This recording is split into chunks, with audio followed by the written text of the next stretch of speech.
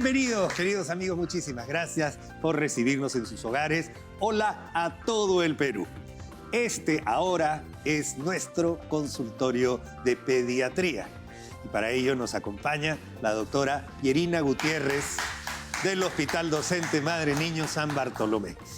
Queríamos darle la bienvenida, doctora, porque el tema que vamos a tocar hoy se llama desarrollo del habla. Mi hijito no habla y no sé si es porque no quiere hablar o porque no puede hablar. Hay niñitos chunchos Sí. y hay niñitos rebeldes y hay niñitos que se niegan a comunicarse si no es por gestos o por cosas, y a veces eso retarda el desarrollo del lenguaje. Incluso tengo a mi esposa, su mamá le decía la muda, porque no habló hasta los 5 años, creo, y ahora habla de todo. Claro. Pero tengo que decir que esto también tiene que ver no solo con el carácter del niño, sino también con otros órganos de los sentidos que debemos revisar.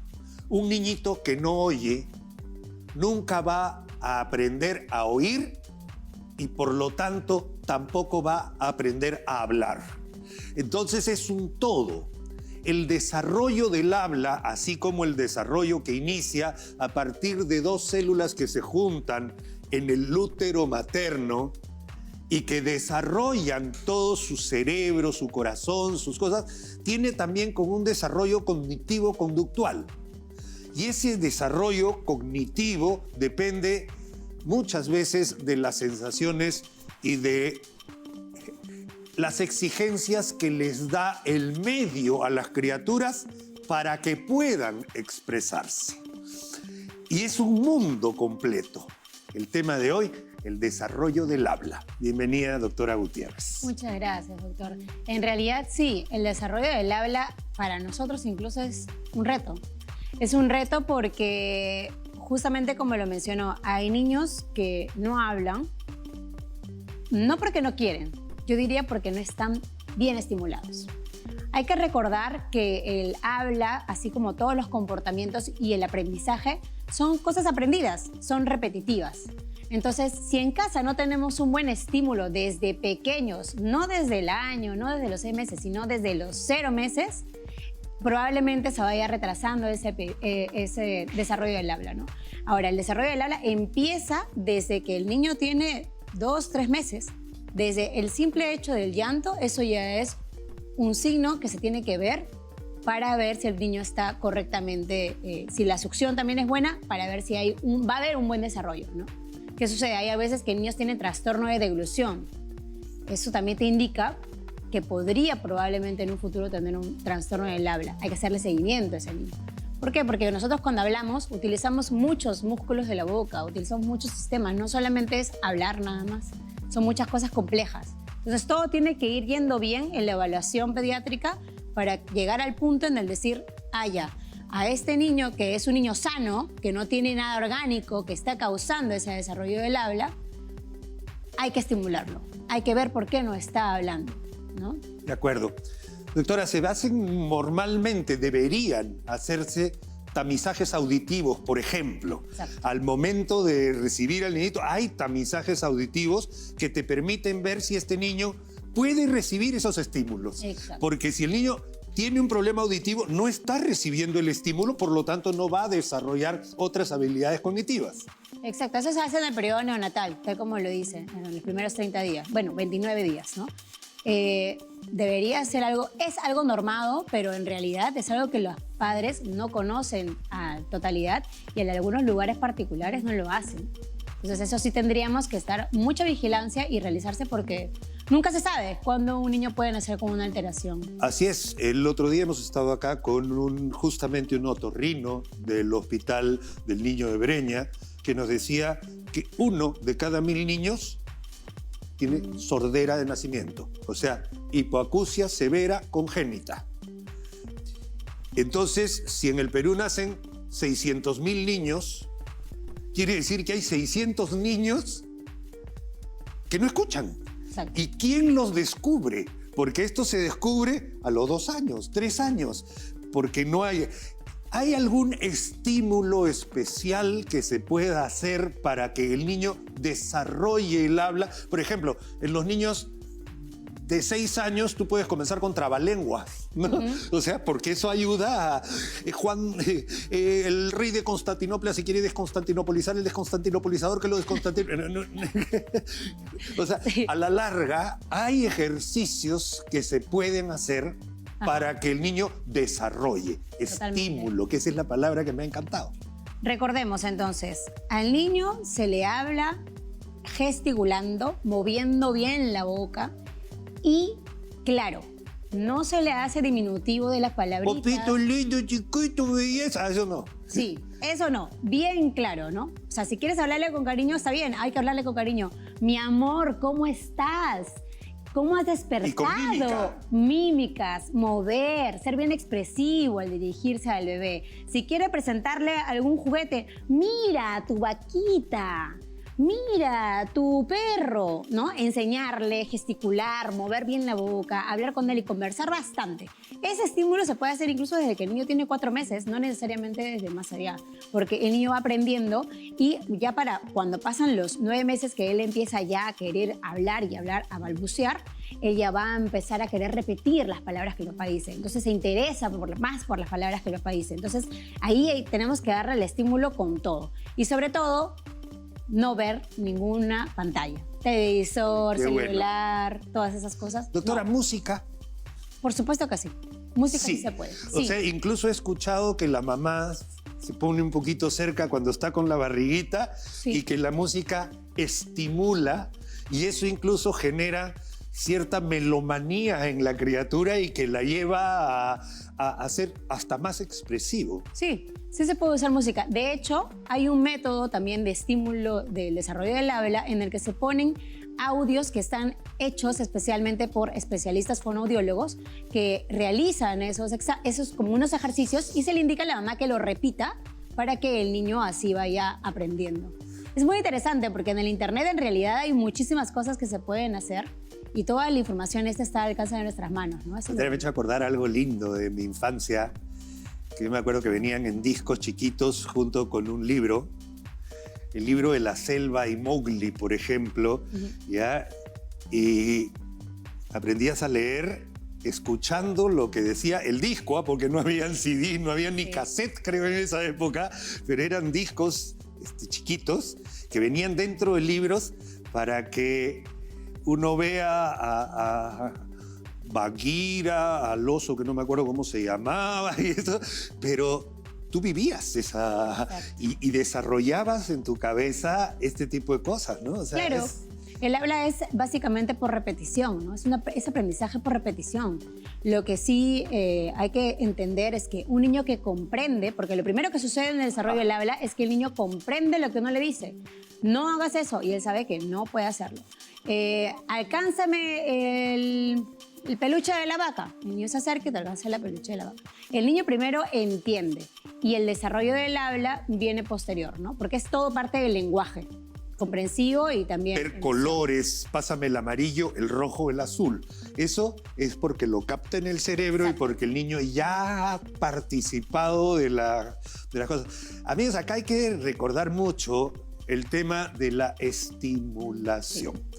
Un niño que está solito en su cunita o cargado no va a desarrollar. No. O sea, y además tiene que tener contacto, ¿no? Exacto. Contacto incluso hasta con el piso. Sí, que esté libre, por ahí, sin medias, si es posible, que se sienta el contacto. Todos los estímulos en los niños son parte del neurodesarrollo. A veces los papás tienen temor de quitarle la mediecita, el guantecito, la gorrita. Todo el neurodesarrollo está en su máximo esplendor los primeros 2 años. Entonces ahí es cuando nosotros debemos aprovechar. De hecho, a los 2 años un consejo sería a los papás decirle que también interactúe y lo lleve al parque para que escuche a otras personas, que escuche la conversación, que él comparta con la familia también de lo que están conversando. En realidad, pues es increíble porque el niño absorbe todo, el niño absorbe todo. Es una esponjita y depende mucho de los padres, de la familia, ese entorno favorable para un buen desarrollo cognitivo-conductual asociado a a una buena alimentación rica y variada después de la lactancia materna exclusiva. Doctora Pierina Gutiérrez, ha sido un gran placer. Cada vez que hablo con usted, aprendo más. Muchísimas gracias. Espero que lo mismo hayan hecho ustedes en sus casas. Nosotros regresamos con más de nuestro programa enseguida.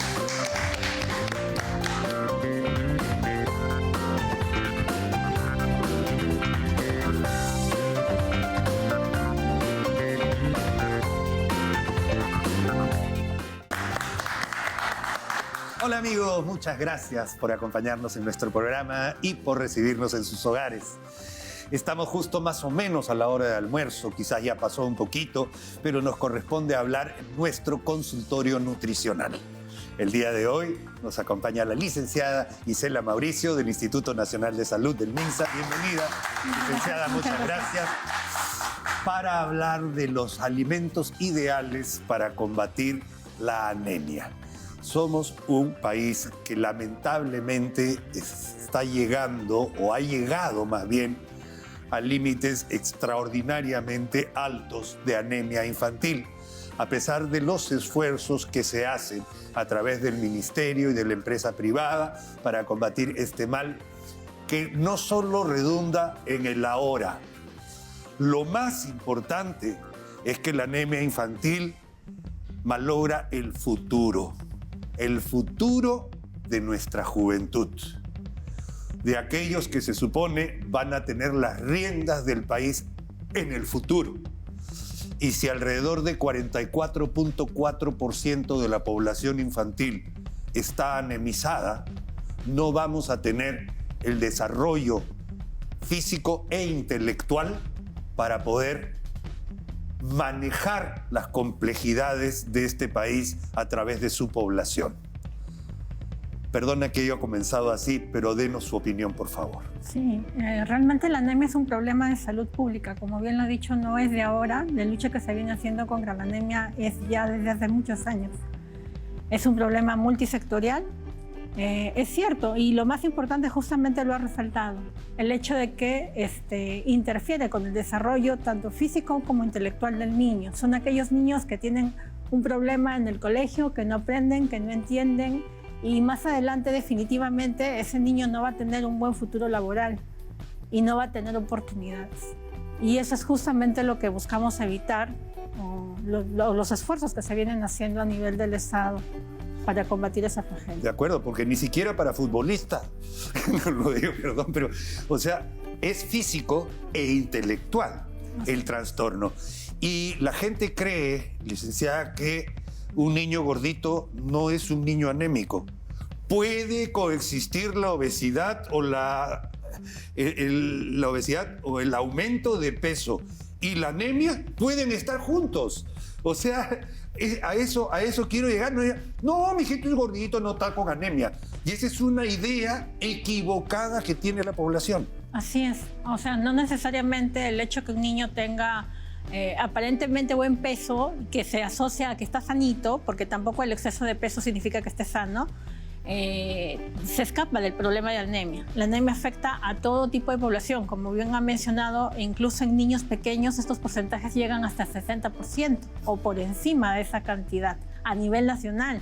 Es decir, estamos hablando que 6 de cada 10 niños tienen este problema y escapa justamente al hecho de no solamente el tema de alimentación. Hay muchos factores que pueden influir ahí y la alimentación influye también en ello.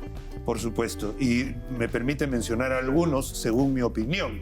Primero, hijo de una mamá anémica va a ser anémico. Entonces, si la mamita, joven, adolescente, con un embarazo no planificado y que no tiene los recursos, va a tener un niño anémico. Punto número 1. Parasitosis intestinales, saneamiento ambiental, saneamiento de salud. Si tú estás comiendo y tienes parásitos o tienes diarreas crónicas o tienes enfermedades, también puedes tener anemia. O sea, estamos hablando de, como muy bien lo ha dicho, licenciada, multisectorialmente.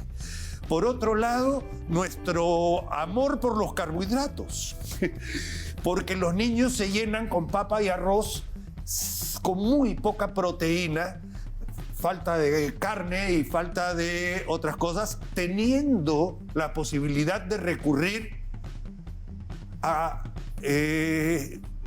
comidas que son bastante baratas, como por ejemplo la sangrecita, o como por ejemplo carne molida, que puede ser perfectamente, o muchas cosas. Pero imagínense, ya van 3 situaciones que nos están llevando a tener esos números y hay que atacarlos. Yo sé que el Ministerio de Salud está con emprendimientos extraordinarios, galletas de chocolate con sangrecita, por ejemplo, para darle a los niños en el colegio. Son bastantes los esfuerzos que se hacen, me consta, licenciada. Sí, hay bastante justamente trabajo por hacer, ¿no? En cada uno de las etapas que se van dando de acuerdo a lo que estaba mencionando. El hecho de que una gestante esté embarazada, como bien lo refería, gestante embarazada y, bueno, obviamente, y adolescente, ya tiene una deficiencia ahí. El hecho de que no tenga un parto, incluso no natural, por decirle, tenga hemorragia, definitivamente lo va a hacer mucho más anémico al niño. Bastantes situaciones justamente que abordan ahí y cosas que se pueden complementar muy bien con el tema de la alimentación en el niño, que pueden ir, y no solamente en el niño, también en la madre y en la familia de por sí, que como bien indica, son cómodas, tal vez muy posiblemente accesibles, pero no se consumen justamente por falta de conocimiento. La sangrecita es un alimento muy barato, muy cómodo, el cual puede utilizarse de múltiples preparaciones, múltiples formas, y que puede ayudar a combatir justamente la anemia. Y como bien la estaba mencionando, también, por ejemplo, se busca tal vez el consumo de lo que vienen a ser las vísceras, que también tienen un buen aporte de hierro. Hablamos de lo que es el hígado, el bofe también es una alternativa, pescados de carnes oscuras, siempre también tienen un aporte de hierro, principalmente. Pero nuestra población tal vez consume mayormente lo que es el pollo, que tiene baja cantidad de hierro, y es la mayor fuente de proteína tal vez que tenga nuestra población. Pero es importante poder variarlo, ¿no? Justo con los alimentos que se están mencionando. De acuerdo. Doctora, ¿qué opina de los tamizajes poblacionales? ¿Ayudan? Porque incluso se ven o se regalan, el Ministerio de Salud está regalando sachets con sulfato ferroso, con suplementos de hierro.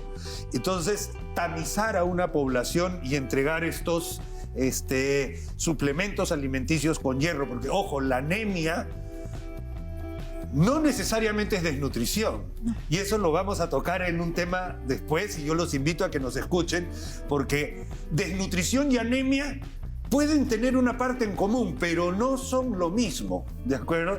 La anemia se corresponde fundamentalmente al aporte de hierro en nuestra infancia, incluso cuando eres bebito, y ese aporte de hierro, incluso cuando está en la barriguita de la mamá, ¿no es cierto? Entonces, ahí es donde tenemos que atacar y hay alternativas. La cosa es informar a la población. Sí.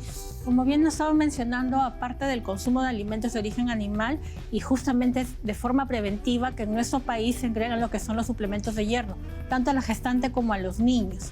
Y esto es de manera gratuita en los establecimientos de salud. Y es necesario el consumo justamente para poder cubrir ese requerimiento de hierro que es tan alto, tanto en la gestante como en el niño. Totalmente de acuerdo. Si usted tiene esa posibilidad, no solo debe tenerla, están en las postas. Es gratuito. Apórtele usted un sobrecito diario de estos suplementos alimenticios para que evitemos entrar en este problema. Y además se puede mezclar con cualquier producto. Sí, eso es con respecto a los multivitamínicos que se estaban dando, pero también estamos con los suplementos de hierro, como lo que viene a ser el sulfato ferroso, lo más común, o de acuerdo a la tolerancia que pueda también tener el niño, ¿no? Se dan ciertas facilidades. Lo importante es que vaya tanto en la alimentación, justamente con el consumo del suplemento tal como lo está mencionando. Perfecto.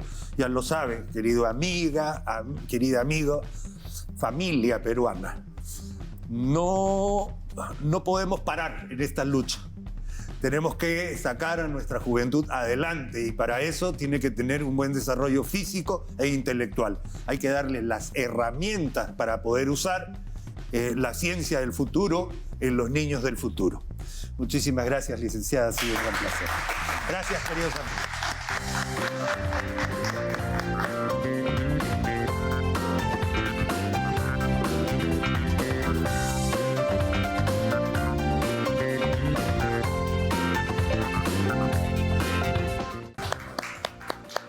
Hola Perú, muchísimas gracias por acompañarnos en nuestro programa y por recibirnos en sus hogares y por favor por compartir esta información con sus amigos y familia.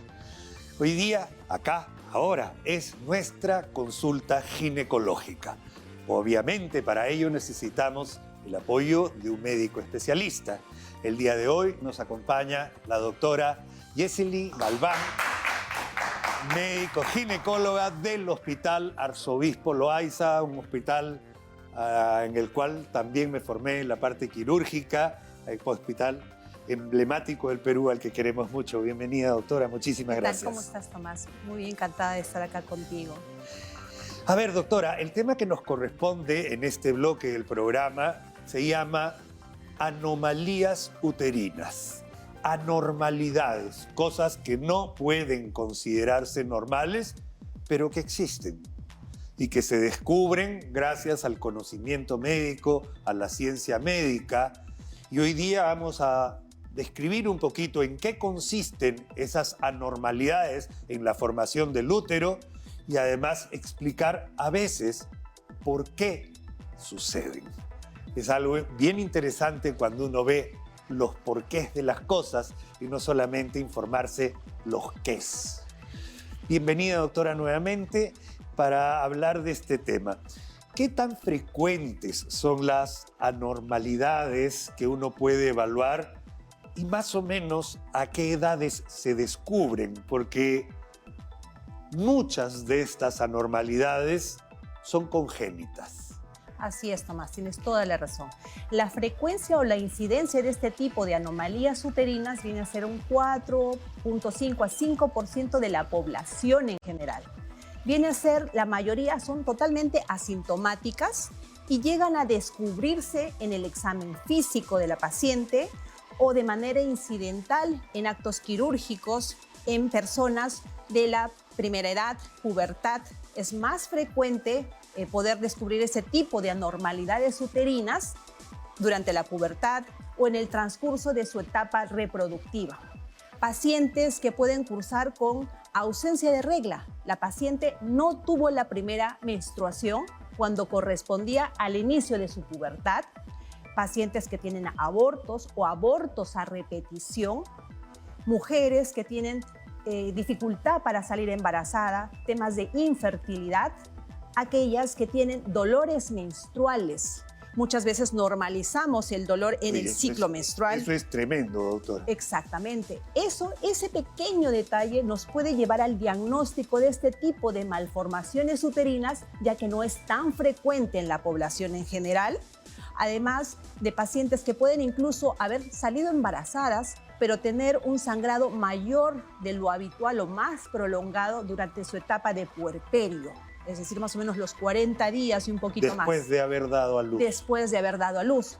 Pacientes que cursan con partos inmaduros o partos pretérmino. Llámese pretérmino antes de haber completado su desarrollo o madurez pulmonar menos de 37 semanas.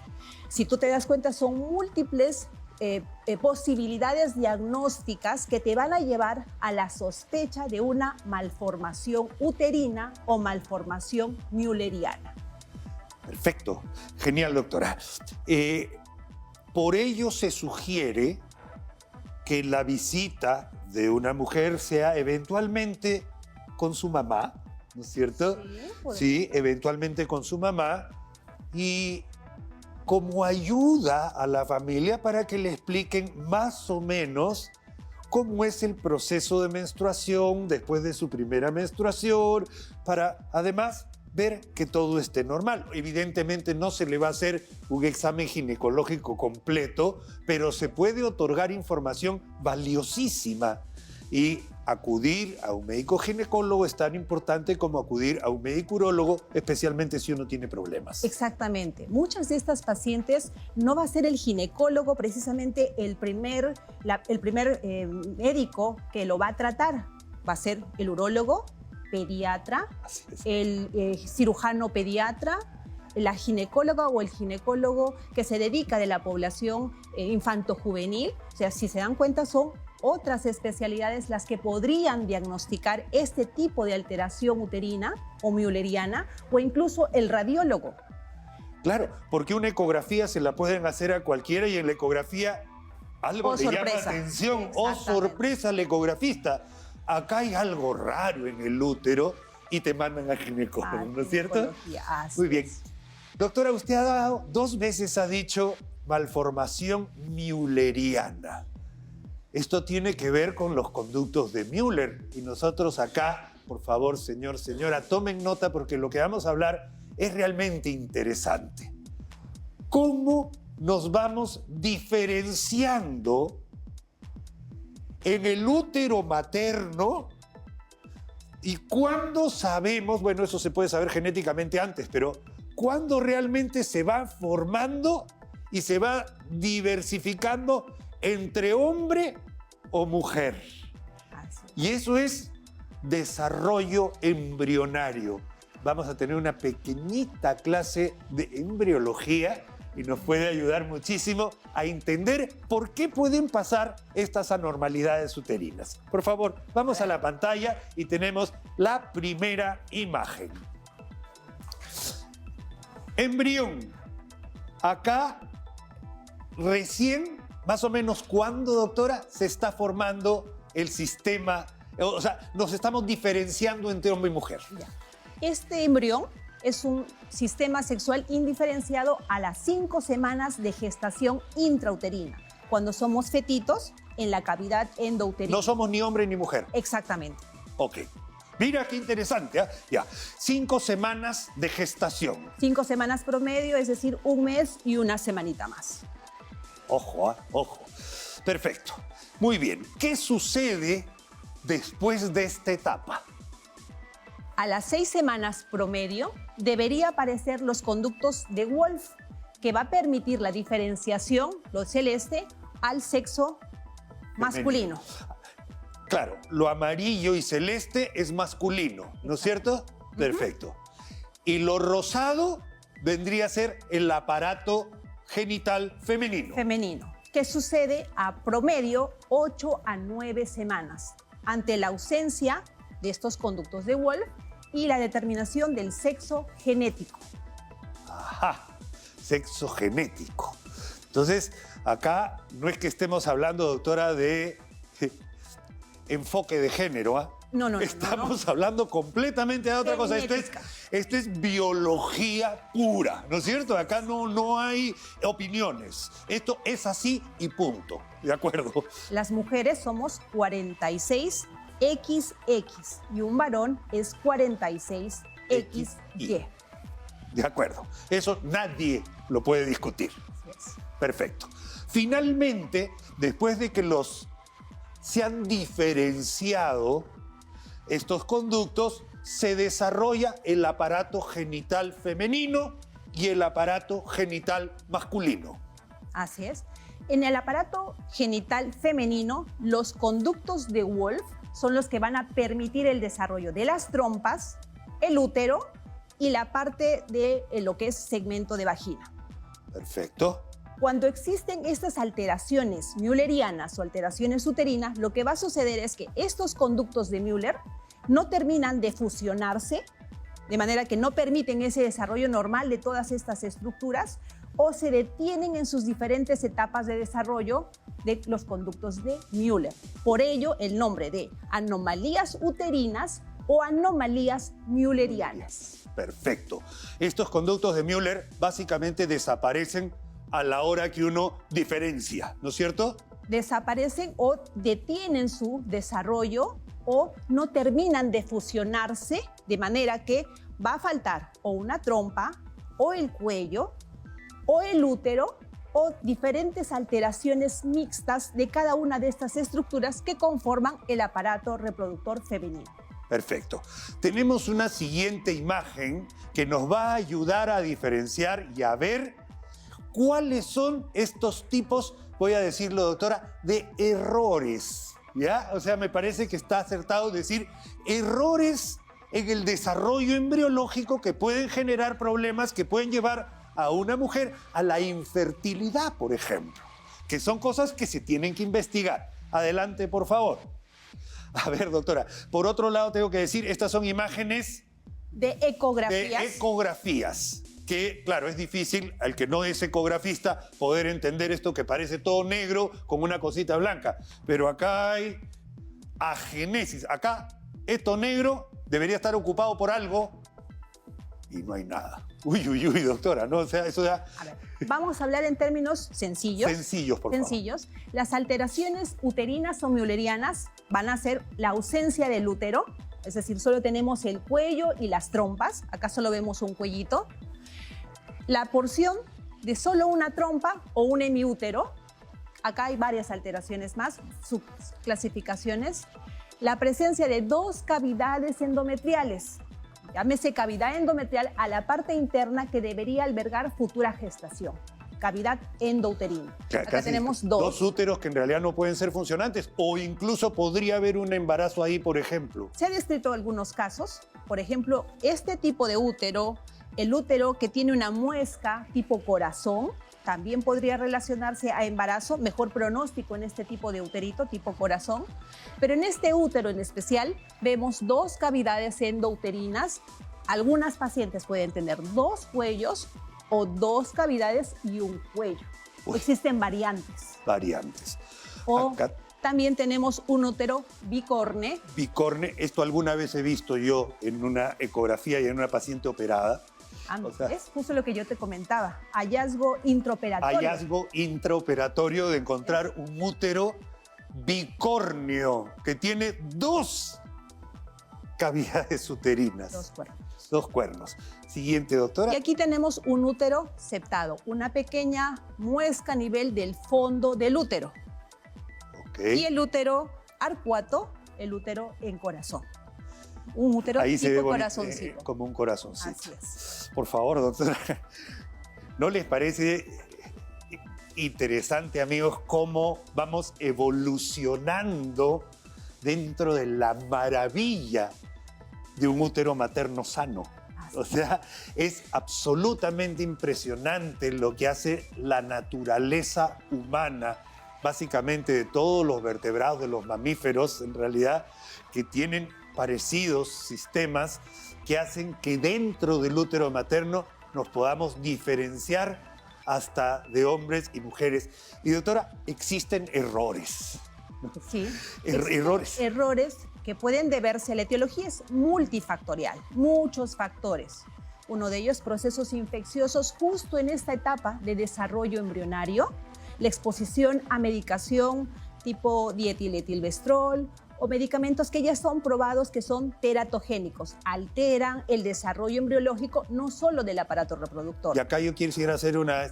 Hay medicamentos incluso que se consumen para el acné. Miren lo que les estoy diciendo, antibióticos para el acné, algo tan frecuente como el acné, que justo se dan en etapa reproductiva de niñas que pueden salir embarazadas con efectos severos teratogénicos. O sea, y son medicamentos que no deberían ser de venta libre, pero que incluso en otros países te hacen hasta afirmar que los vas a tomar. Son medicamentos controlados. Controlados. Si tenemos una paciente que está con este tipo de medicamentos, se le sugiere, y ya empezó, ponte, actividad sexual, vida sexual reproductiva, tener algún método de planificación familiar que evite el embarazo por lo menos unos 3 años, y alguna literatura te comenta hasta 5 años. Imagínense ustedes lo importante de lo que estamos hablando. Hemos hablado de anomalías uterinas y así como hay uterinas, doctor, hay de otras partes completas del aparato reproductivo. Incluso, por ejemplo, voy a dar el caso que sería lindo poderlo comentar en otro momento, doctora, testículos no descendidos, por ejemplo, u ovarios que en realidad dificultan la identificación de lo que podría ser o llamarse pseudohermafroditismo, ¿no? O sea, hasta eso también existe. Sí, las alteraciones müllerianas o alteraciones o anomalías uterinas también se desarrollan, como tú bien comentas, anomalías del sistema urológico. Guardan relación y algunos casos también otro tipo de alteraciones. Tremendo, porque también nos ha tocado ver con especialistas en cirugía pediátrica este tipo de casos donde aparentemente el niño que se operaba era mujer, pero resultó que tenía los testículos en el abdomen. Pseudohermafroditismo. Pseudohermafroditismo, así se llama, y existen. Lo que quiero que usted sepa en familia es que este tipo de alteraciones existen, son reconocibles y en la gran mayoría detectadas a tiempo pueden llegar a tener cierta solución. Así es, además de también hacer una evaluación preconcepcional. Con este tema, si tú te das cuenta, hablamos de múltiples situaciones que van a ayudar a una buena consejería genética, porque algunas de esas alteraciones tienen una herencia autosómica dominante, es decir, que puede traspasar o ir de generación en generación. Si no es esta generación, primer grado, segundo, tercero, y pueden aparecer posterior a la primera generación, por así decirlo. Un tema a mí me parece interesantísimo. Nadie quiere lidiar con este tipo de problemas, pero es el cuerpo humano, es la ciencia, es la reproducción, es el desarrollo del ser humano a través de la embriología. Y conviene que todo el mundo sepa que esto existe, que felizmente tiene tratamientos en manos experimentadas y que lo ideal para esto es tener un control médico oportuno, preventivo, sobre todo si tiene estos síntomas, estos problemas que ya les ha comentado la doctora Galván. Mil gracias, Yeseli. Gracias, Tomás. Muchas gracias por estar acá, por haber sido tan clara. Me ha encantado el tema y es un tema apasionante para el que le gusta la biología, la anatomía, y espero que también haya llegado a sus oídos, a sus casas, para que lo pueda compartir. Muy amable, doctora, y muy amables ustedes, queridos amigos. Nosotros regresamos con más de nuestro programa enseguida. No se vayan.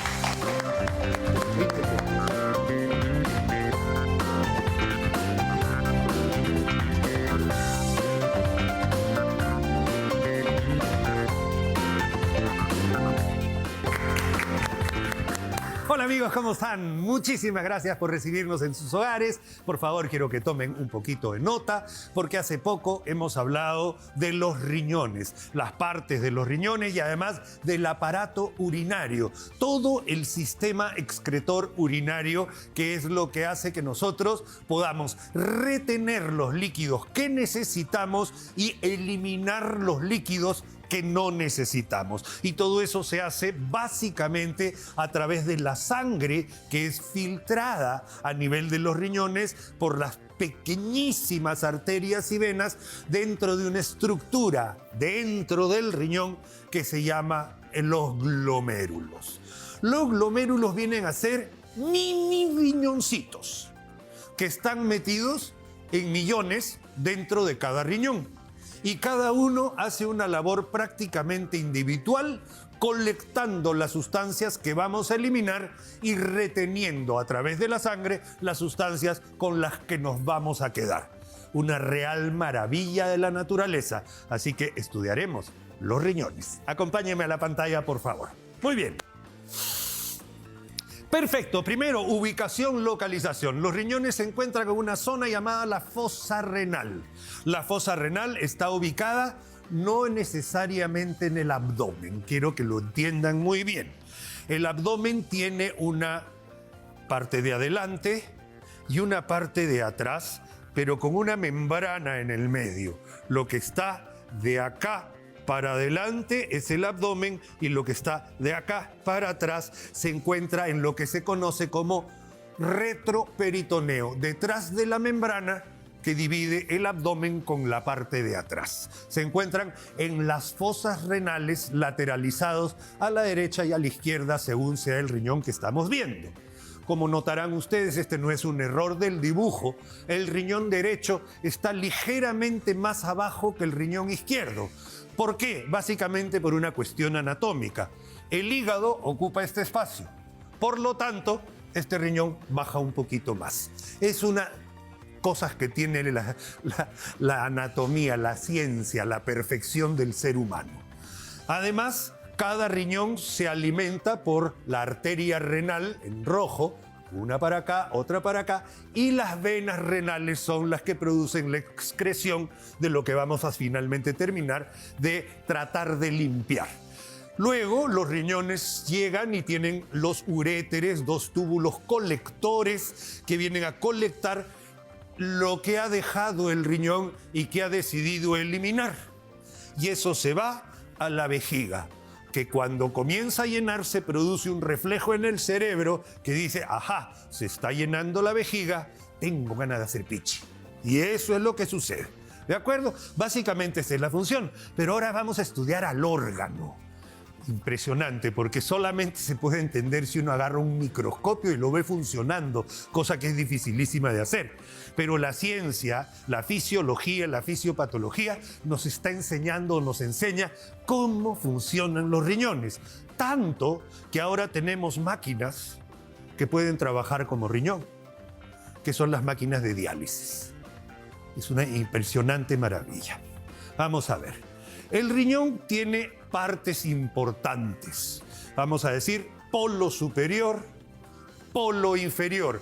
Tiene la forma de un frijolito, pero un frijol que mide más o menos el tamaño de un puño. En la parte del polo superior hay una especie de adherencia donde existe una glándula importantísima. El riñón en este caso es el riñón izquierdo, glándula suprarrenal, encima del riñón. En este caso es esta glándula suprarrenal que segrega sustancias importantísimas como la adrenalina y el cortisol, que son importantísimas para nuestras reacciones. El riñón tiene además una grasita por fuera, como cuando usted ha visto algún riñoncito, pero además tiene una zona más blanca, como ve usted, que se llama la zona cortical, y una más negra que se llama la zona medular. Está hecho así, es una maravilla, una ciencia especializada que solo creo le ha hecho Dios. ¿De acuerdo? Pero miren, ¿esto qué es lo que sucede? La sangre entra por acá y se va a todo el riñón, en este caso está esquematizada solamente en la parte central, y le entrega líquidos a la parte medular. La parte medular hace unas filtraciones, se va a la parte cortical, de la parte cortical regresa a la parte medular, saben qué cosa tienen que sacar, qué cosa tienen que quedarse, finalmente se van a los cálices renales, a los túbulos colectores y al uréter, y eso forma la orina. Tenemos un videíto para que nos puedan enseñar el funcionamiento real de un riñón. Y el video está buenísimo, por favor, no se lo pierdan. Adelante, señor director. Veamos. La localización. El abdomen hacia adelante, la parte dorsal hacia atrás. Perfecto. Listo. Miren esta foto maravillosa, cómo le entrega la arteria y ahí se va viendo las dos partes del riñón. Por ahí está saliendo la orina. Lo que ustedes ven es el movimiento de la orina con sus detritus, pero por ahí sale ácido úrico, urea, por ahí salen un montón de sustancias que pueden llegar a ser toxinas. Incluso se puede haber la formación de cálculos producto de el exceso de calcio, producto del exceso de colesterol, producto del exceso de ácido úrico que tienden a formar cristales. Estos pueden obstruir de alguna manera y son los llamados cólicos renales o nefrolitiasis. Nefro es cuando está en el riñón, urolitiasis es cuando está en los líquidos. ¿Podemos regresar un poquitito, por favor, a la parte de la vejiga? Un segundito, amigos, por favor. Hágame ese servicio si pueden, porque tengo que explicar cómo funciona el cerebro con respecto... Ahí está. Vamos a avanzar. No, sigamos. Vamos a ir avanzando un poquito más rápido. Yo les digo, ahí se van formando la orina, se va formando la orina. Hay cálculos, cosas así que salen por la orina. Y finalmente luego es drenado y va a ir este líquido a la vejiga. Una bolsa de origen muscular importante. Acá está la vejiga, la próstata por debajo, la uretra.